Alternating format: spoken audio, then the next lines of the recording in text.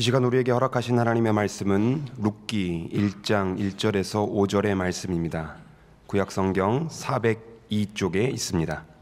사자들이 치리하던 때에 그 땅에 흉년이 드니라. 유다 베들레헴의 한 사람이 그의 아내와 두 아들을 데리고 모압 지방에 가서 거류하였는데 그 사람의 이름은 엘리멜렉이요 그의 아내의 이름은 나오미요 그의 두 아들의 이름은 말롬과 기럯이니 유다 베들레헴 에브라 사람들이더라. 그들이 모압 지방에 들어가서 거기 살더니 나오미의 남편 엘리멜렉이 죽고 나오미와 그의 두 아들이 남았으며 그들은 모압 여자 중에서 그들의 아내를 맞이하였는데 하나의 이름은 오르바요 하나의 이름은 룻이더라. 그들이 거기에 거주한 지 10년 즈음에 말론과 기럯 두 사람이 다 죽고 그 여인은 두 아들과 남편의 뒤에 남았더라. 아멘. 특별히 저는 이 명절을 마치고 오늘부터 룻기 말씀을 연속해서 한 10주 정도에 걸쳐서 보려고 합니다.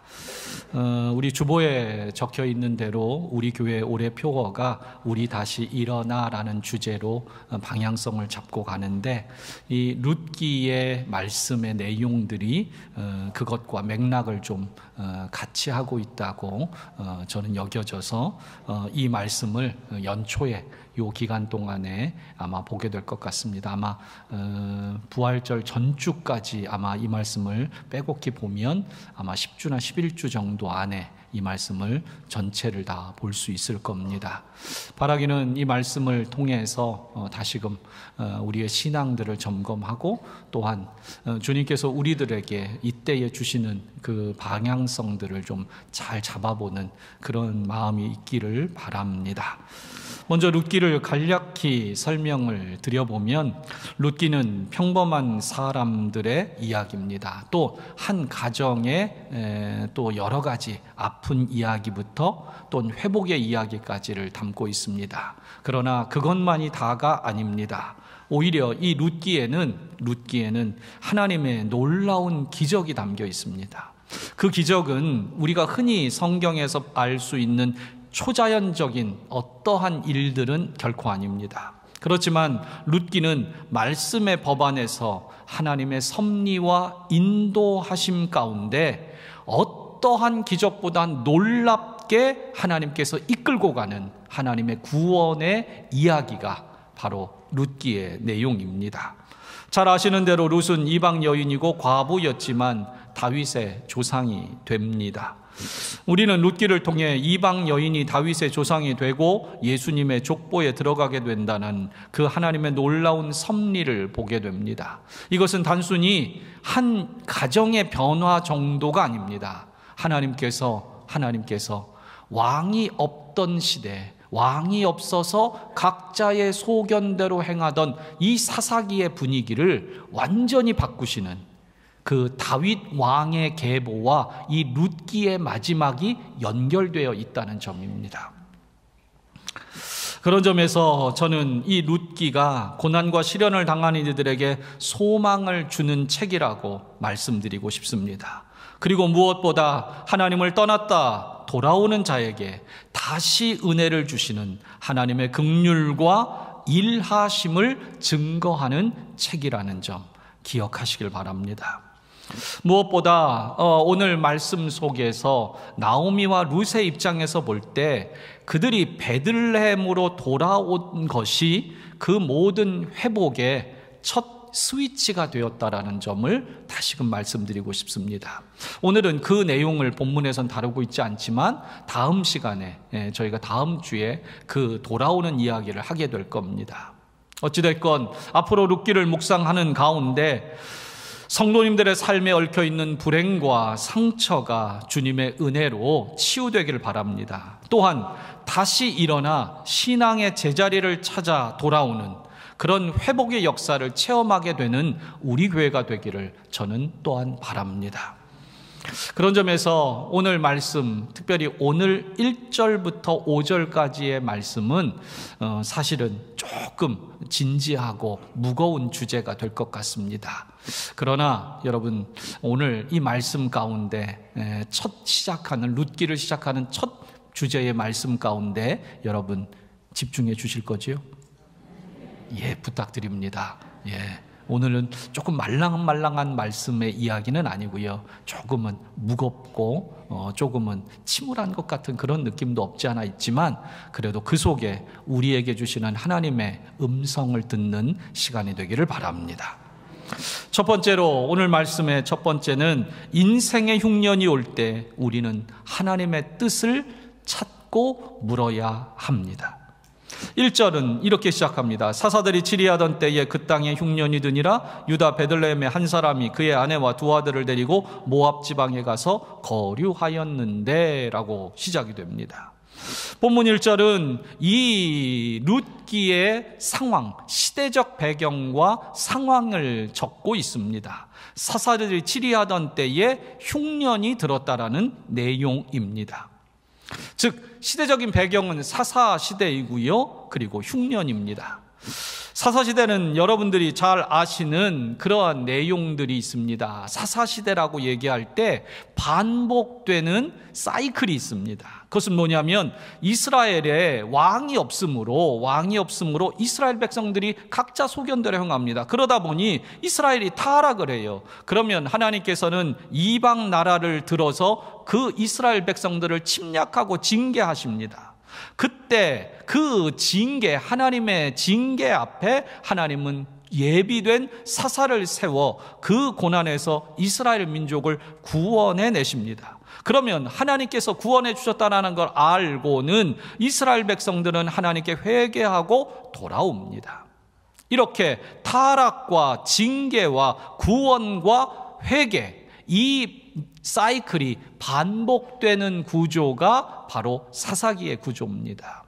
특별히 그 사사기에서 한 인물들, 사사들이 나오는데 그 사사들은 결코 인간의 위대함을 보이는 것이 아니라 너무도 연약하고 너무도 인간적인 모습의 사람들일 뿐입니다. 그럼에도 불구하고 하나님은 그들을 통해 하나님의 일들을 행하신다라는 것, 그것도 사사기의 주제이기도 합니다. 당시 하나님의 징계는 이런 사사기를 배경으로 할 때 오늘 본문에 나오는 흉년이라는 의미도 우리가 좀 다르게 해석해 볼 필요가 있습니다. 하나님의 징계는 이방 나라들의 침입과 그로 인한 기근과 흉년으로 일반적으로 나타났습니다. 즉 성경학자들은 본문에 나오는 흉년을 일반적으로 우리가 이해하는 자연적인 흉년이다라고 볼 수도 있지만 꼭 그것보다는 좀 더 의미를 담아야 될 것 같다. 왜냐하면 사사들이 치리하던 때라는 사사시대를 배경으로 하고 있기 때문에 이 사사시대를 배경으로 한 이 흉년이라는 의미는 그냥 재로 보면 안 되고 이 사사시대와 맞물려 시대적 배경과 맞물려 그 다른 나라의 침략을 통해 즉 하나님의 징계를 통해 그 땅에 기근과 흉년이 온 것으로 해석하는 것이 바람직하다라고 말합니다. 즉 이것은 자연적인 재해가 아니라는 겁니다. 곧 이것은 하나님께서 사사기의 그 흐름들, 사사기의 맥락들, 반복되는 구조 속에서 오늘의 이 이야기를 담고 있고 그 구조 속에서 이 흉년이라는 것은 일반적인 재해가, 자연재해가 아니라 하나님께 돌아오라는 징계의 의미가, 메시지가 그 안에 담겨 있는 것이다 라고 해석을 합니다. 다시 말해 그 땅에 흉년이 왔다는 것은 백성들로 하여금 회개케 하기 위한 하나님의 빨간 신호등, 경고등이라는 겁니다. 즉 이제 하나님께 돌아오라는 겁니다. 여러분, 하나님의 이 빨간 신호등은 그때만이 아니라 오늘을 사는 우리에게도 주어지곤 합니다. 우리가 각자 자기 소견에 옳은 대로 살아갈 때 하나님께서는 어김없이 하나님의 백성들에게 빨간 신호등, 경고등을 켜십니다. 사건이나 사고나 질병이나 실패를 통해 멈추라고, 나를 좀 찾아오라고, 내게 돌이키라고 하나님은 그렇게 경고등을 주십니다. 징조를 주십니다. 이 하나님의 빨간 시그널, 이것을 볼 때 우리는 하나님을 떠올려야 됩니다. 내가 내 소견대로 살아가던 그 삶에서 우리는 다시금 하나님을, 그 흉년이라는 그 어떠한 사건들 속에서 우리는 하나님을 떠올려야만 하는 겁니다. 그런데 본문 1절에 유다 베들레헴에 살던 엘리멜렉은 그 아내와 두 아들을 데리고 모압 땅으로 피난을 갔다. 그곳으로 거처를 옮겼다라고 내용이 전개되고 있습니다. 그렇다면 오늘 이 사사기의 이 맥락 속에서 이 내용을 볼 때 이들의 모습은 하나님께서 기대하는 돌이키는 모습이 아니라는 점입니다. 돌이키는 것이 아니라 오히려 하나님의 뜻을 모른 채 도망치는 겁니다. 하나님으로부터 멀어지는 겁니다. 그는 하나님이 인생에게 허락하신 흉년이라는 그 빨간 신호등을 통해 신앙에 대해서 그리고 나의 인생에 대해서 하나님의 뜻과 하나님의 계획을 묻기보다 자신의 생계와 생활을 위해 피할 궁리만 하고 있었다는 겁니다. 즉 그는 보이는 흉년을 피할 길만 찾았지 보이지 않는 하나님의 계획과 뜻을 찾지 않았다는 점입니다. 구약 성경에서 사람들, 인물들의 이름은 나름대로 그 내용과 연결되는 점들이 참 많이 있습니다. 오늘 본문의 룻기에 나오는 이 엘리멜렉이라는 인물의 이름도 그렇습니다. 이 엘리멜렉이라는 이름의 뜻은 나의 하나님은 왕이십니다 라는 그러한 고백의 이 이름의 의미입니다. 하지만 그는 그 이름과는 무관하게 지금 자신의 인생의 결정들을 하고 있다는 겁니다. 그의 이름은 분명히 하나님은 나의 왕이십니다 라고 그의 이름은 반복되고 있음에도 불구하고 그런 이름을 가진 그 사람임에도 불구하고 그는 자신의 소견대로 자신의 생활의 방편과 피할 궁리만을 찾고 결정하고 있다는 겁니다.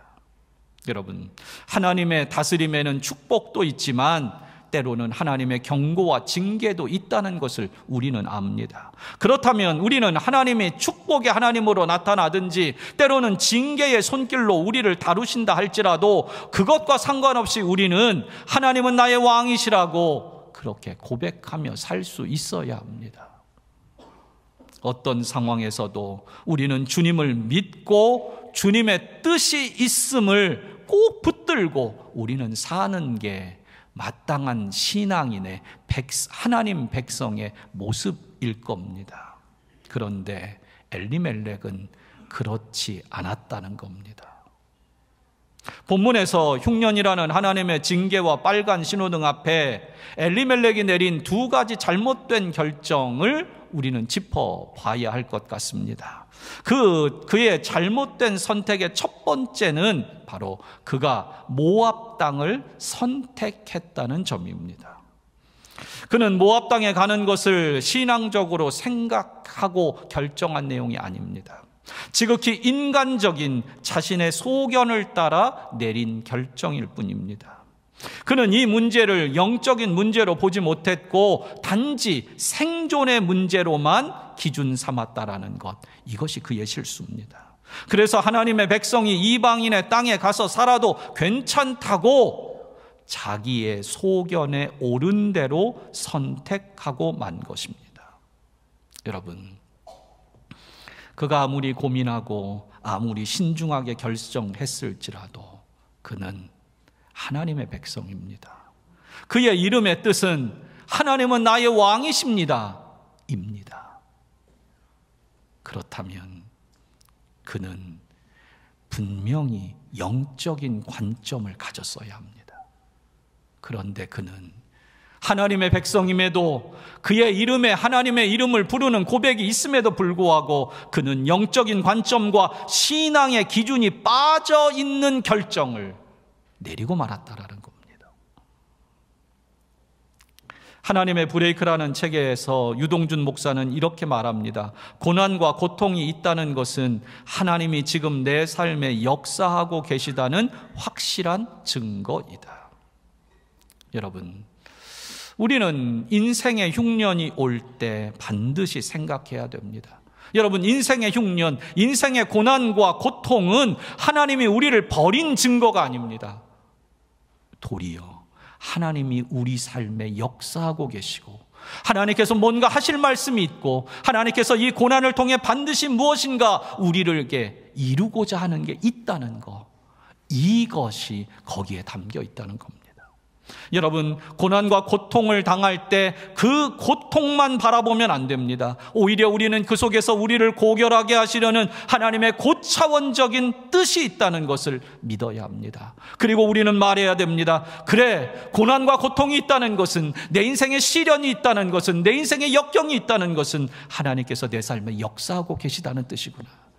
하나님이 반드시 나를 통해 무언가 이루시고자 하는 뜻이 있구나, 하나님의 계획이 있구나 라고 물어야 하는 겁니다. 또한 엘리멜렉이 내린 두 번째 실수는 그가 베들레헴을 떠나 잠시 모압 땅에 가려는 계획이었다라는 점입니다. 본문 2절 마지막 부분에 보면 이렇게 적고 있습니다. 그들이 모압 지방에 들어가서 거기 살더니라고 적습니다. 오늘 본문의 한글은 살더니라고 표현하고 있는 이 부분을 영어 성경 RSV 번역 성경으로 보면 서전이라는 단어를 적었습니다. 이 서전이라는 단어를 사전으로 찾아봤더니 이 기본적인 뜻은 일시적으로 체류하다, 잠시 떠났다, 다시 돌아오다.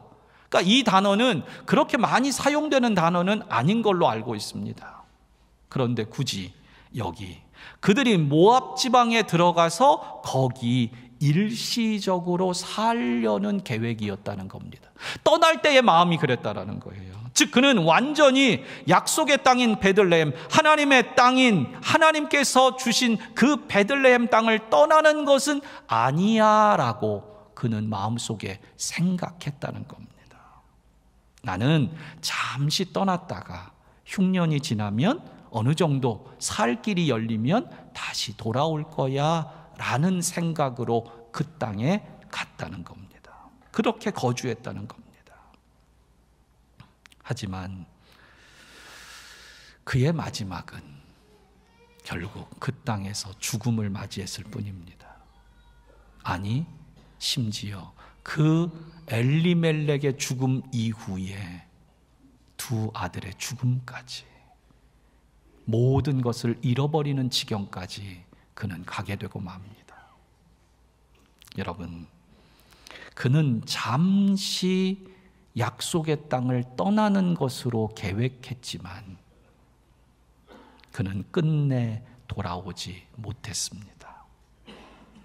그리고 함께 떠났던 가족들도 모압 땅에서 10년이나 더 살게 되는 그러한 과정이 이어집니다. 여러분, 저는 이 구절을 묵상하며 이렇게 좀 생각해 봅니다. 여러분, 하나님의 백성은 잠시라도 하나님을 떠나 살겠다고 생각해서는 안 됩니다. 잠시라도 하나님을 떠나 살겠다고 생각하면 안 됩니다. 우리는 도리어 고통이 심하고 어려움이 클수록 하나님의 뜻을 찾고 하나님의 계획을 물어야 되며 하나님의 음성에 귀 기울여야 됩니다. 왜요? 하나님의 약속은 오늘도 살아있기 때문에 그렇습니다. 헨리 나우엔의 춤추시는 하나님이라는 책에서 시몬 웨일이라는 분은, 작가는 이렇게 적어놨습니다. 고통은 하나님께 귀를 기울이라는 신호다. 귀 기울인다는 것은 내 생각을 접어두고 초연하게 마음을 비워 상대가 다가오는 것을 받아들일 준비를 하는 것이다. 우리가 가장 소중한 선물을 얻지 못하는 것은 그 선물을 기다리지 않고 먼저 찾아 나서기 때문이다. 여러분, 우리는 하나님의 때를 기다리지 못하는 것만 같습니다. 약속의 땅을 떠나면 내가 잘 살 거라고, 이 문제를 잠시 비껴가면 해결될 거라고 우리는 그렇게 생각합니다. 하지만 여러분, 집으로 오게 되어 있는 선물이라면 하나님의 집에서 기다려야 합니다. 세상을 찾아 헤맨다고 그 선물을 찾을 수 있는 게 아닙니다. 오늘도 하나님의 약속은 약속의 땅에 거할 때 누릴 수 있는 복인 겁니다. 우리의 신앙 여정에서 하나님은 때로 우리에게 흉년을 허락하실 때가 분명히 있습니다.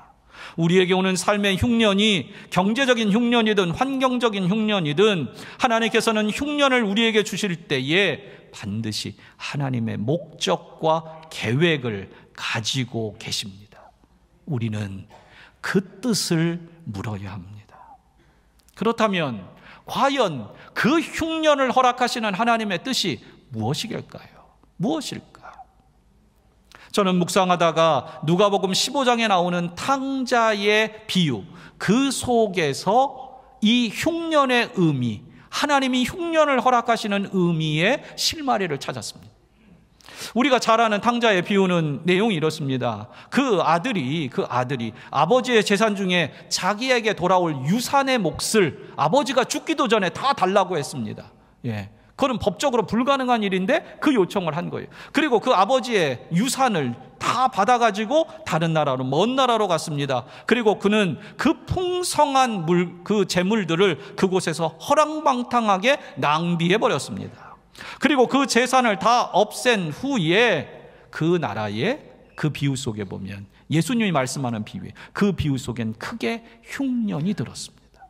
그 흉년이 들자 더 이상 그는 삶을 버텨낼 수 없어서 어떻게 해요? 돼지가 있는 그곳 우리에 가서 그 돼지들이 먹는 열매로 허기를 채우게 됩니다. 비유긴 하지만, 예수님의 이 비유긴 하지만 저는 이 말씀, 이 흉년에 든 시점을 생각해 봅니다. 그 나라에 든 흉년이 우연이었을까? 탕자가 아버지께 받은 재산을 다 없앤 그때 마침 그가 거하던 그 나라에 크게 흉년이 들었다라는 게 비유긴 하지만 우연이었을까? 저는 아니라고 생각합니다. 예수님은 치밀하게 우리의 인생을 빗대어 이 탕자라는 이 아들의 이야기를, 그 인생을 엮어내고 있는 거라고 저는 생각합니다. 그런데 여러분, 그 흉년이 들고 그 흉년 때문에 결국 돼지의 우리 가운데 우리의 처했을 그 비참한 아들이 결국 흉년을 통해 그 돼지 우리에서 한 가지를 생각합니다. 뭘 생각할까요? 나 여기서 끝낼래? 아니요. 아버지의 집에는 먹을 것이 많은데 내가 일어나 돌아가야겠다. 여러분, 오늘도 하나님이 우리에게 흉년을 허락하신 이유는 아버지의 집을 떠올리라는 겁니다. 아버지의 집에 돌아가겠다라는 마음을 먹으라는 얘기입니다. 인생의 흉년이 허락하신 하나님의 뜻은 아버지의 품으로 돌아가기를 원하는 하나님의 사인인 겁니다. 사랑하는 성도 여러분, 인생의 흉년이 올 때 딱 하나 생각하십시오. 아버지의 집, 하나님의 품, 그곳에 돌아가면 내가 살 수 있겠다. 두 번째로, 인간의 희망이 끝난 곳에서 하나님의 신앙을 찾아야 합니다. 오늘 3절입니다. 나오미의 남편 엘리멜렉이 죽고 나오미와 그의 두 아들이 남았으며, 이제 3절부터 4절, 5절에는요, 이 가정이 정말 너무도 안타까운 상황을 겪는 그 불행의 불행이 겹치는 내용을 3절부터 5절까지는 나옵니다. 흉년을 피해서 이방 땅으로 갔습니다. 그런데 엘리멜렉 그 가장이 그만 죽고 말았다는 겁니다. 고대 근동에서 가장이 죽었다라는 그 사실은 그 가정이 이제 더 이상 가정으로서의 모습이 될 수 없다, 무너진 거다라는 것을 상징적으로 나타냅니다. 가장이 죽은 거는요, 더 이상 생계를 이어갈 수 없다라는 그러한 단적인 모습이 가장이 죽었다는 표현입니다. 그런데 이 나오미에게 3절에 보니까 그의 두 아들이 있다는 겁니다. 이것은 아마도 나오미에게 위로가 됐을 것 같습니다.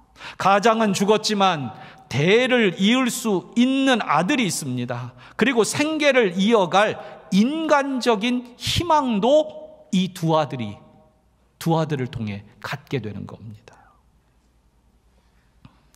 그리하여 나오미는 그 두 아들이라는 인간적인 희망을 가지고 모압 땅에 남기로 결정을 합니다.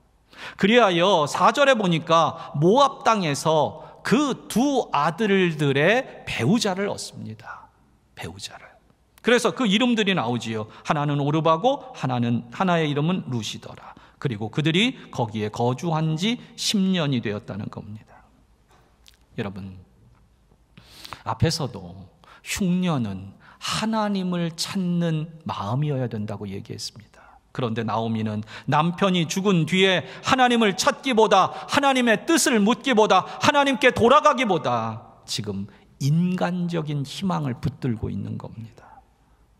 두 아들을 붙들었고, 두 아들 정도가 아니라 며느리를 맞아 그 며느리를 통해서 가정을 이루겠다라는 그러한 인간적인 희망을 끝까지 붙들고 있는 겁니다. 비록 남편이 죽었지만 두 아들이 있었고 두 아들에다가 며느리까지 더해졌으니 그는 어느 정도 자신의 인간적인 희망으로 이 모압 땅에서 버티고 살아낼 수 있다고 그렇게 인간적인 희망을 끊임없이 만들어가고 있었던 겁니다.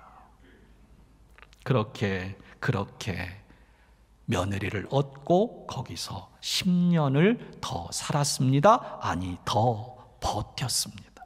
그렇게 이방 땅에서 살아보겠다고 버티던 나오미 가정은 결국 5절에 불신앙의 대가를 톡톡히 치르는 결과를 오늘 성경은 적습니다. 5절에 말론과 기럨 두 사람이 다 죽고 그 여인은 두 아들과 남편의 뒤에 남았더라. 이제 5절은 두 아들, 그 인간적인 희망을 걸었던 두 아들마저도 죽었다라고 말씀합니다.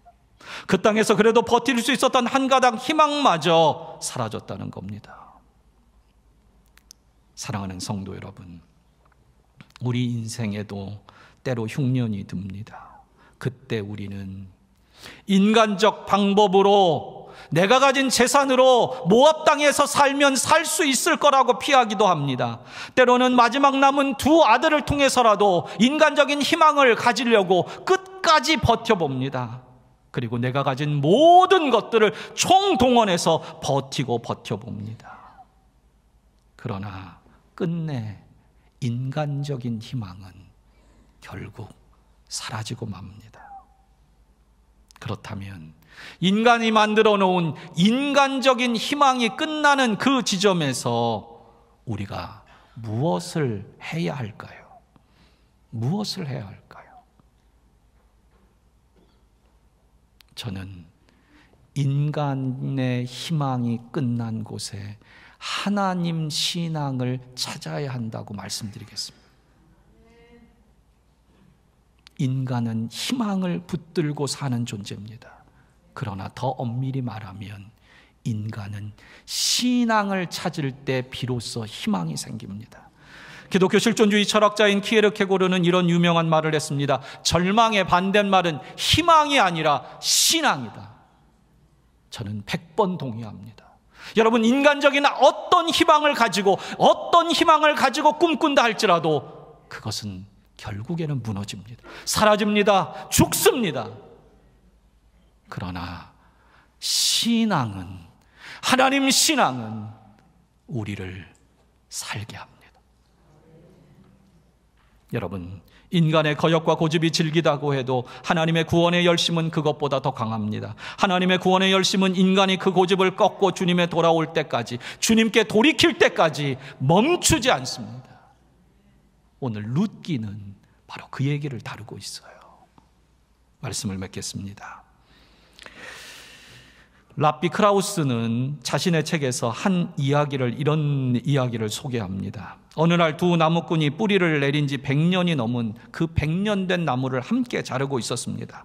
나무를 자르자 나이테가 보였습니다. 젊은 나무꾼은 그 나이테 중에 5개의 나이테가 거의 붙어 있는 것을 발견하고는 이렇게 말했습니다. 5년 동안 가뭄이 있었네요 라고 그렇게 쉽게 단정지었습니다.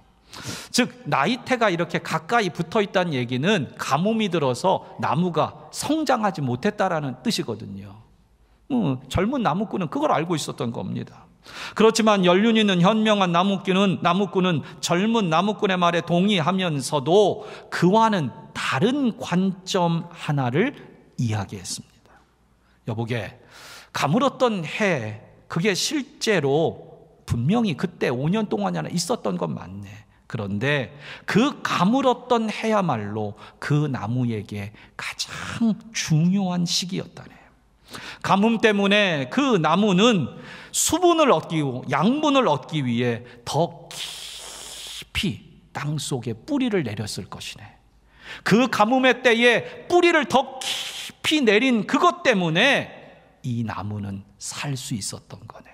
그리고 가뭄이 끝나고 그 나무는 더 깊이 뿌리를 내린 덕분에 가뭄이 끝나고 더 많이, 더 건강하게 성장해서 지금의 이 시간까지 올 수 있었다는 거네.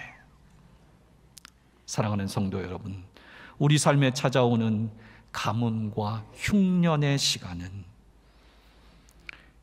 도망가야 될 시간이 아니라, 포기해야 될 시간이 아니라, 성장을 멈춰야 될 시간이 아니라 견뎌야 될 시간이며 성장할 수 있는 절호의 기회가 되는 겁니다. 여러분, 외적인 흉년은 구원을 준비하시는 하나님의 섭리의 시간입니다. 우리는 다 모르지만 그 땅에 흉년이 든 것은 하나님이 그 백성을 버리고 징계하는 그 단순함이 아닙니다. 오히려 그 이후에 은혜를 주시려는 하나님의 계획이 반드시 포함되어 있습니다. 성도 여러분, 오늘도 인생의 흉년이 올 때는 하나님을 찾을 때입니다. 사업이 무너지고 자녀가 내 마음을 아프게 하고 떠나갈 때, 내 주변에 있는 많은 사람들로부터 배신감을 느끼고 억울하고 이해받지 못하고 쓸쓸하게 고개가 떨궈질 때, 아무도 없어서 정말 세상 끝으로 도망가고 싶은 그때, 그렇게 내 인생에 흉년이 올 때 한 가지 생각해야 합니다. 하나님을 떠올리십시오. 피해야 될 때가 아니라 찾아야 될 때입니다. 그렇게 고난과 역경 속에서라도 이제 믿음의 뿌리를 더 내리십시오. 더욱더 견고하게 우리 서야 하며 하나님의 은혜와 역사로 우리 가정이 회복되는 그런 놀라운 은혜를 보는 이해가 되기를 축복합니다. 기도하겠습니다.